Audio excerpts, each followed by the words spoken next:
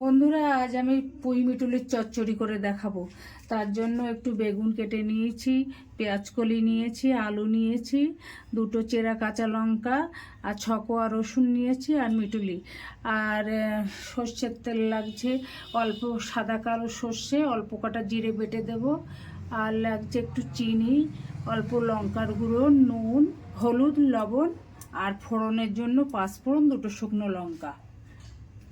তেল দিচ্ছি।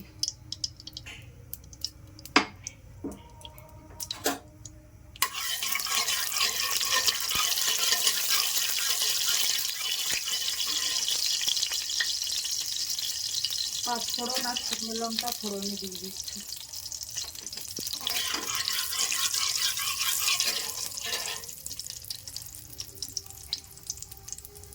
বেগুনগুলো দিচ্ছি,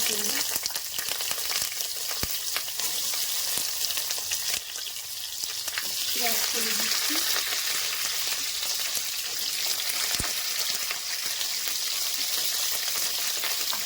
আলু দিচ্ছি,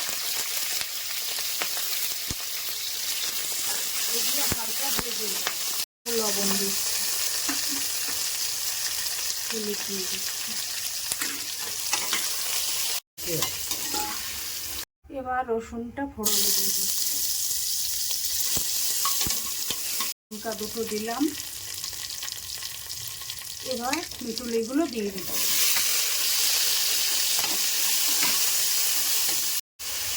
লবণ দিয়ে দিচ্ছি, দিচ্ছি হলুদ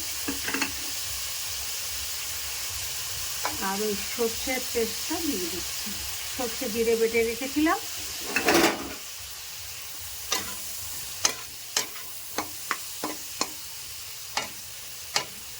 পুঁই মিটুলির মধ্যে এবার সবজিগুলো দিয়ে দিচ্ছি।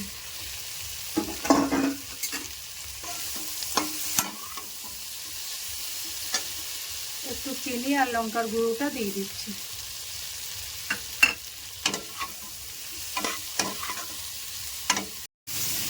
এবার অল্প জল দিয়ে দিচ্ছি, দিয়ে ঢাকা দিয়ে রাখবো।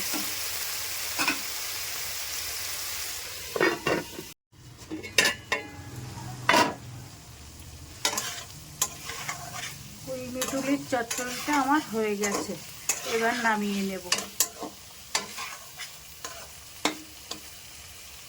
আপনারা এইভাবে পুঁই মিটুলি বানিয়ে খাবেন।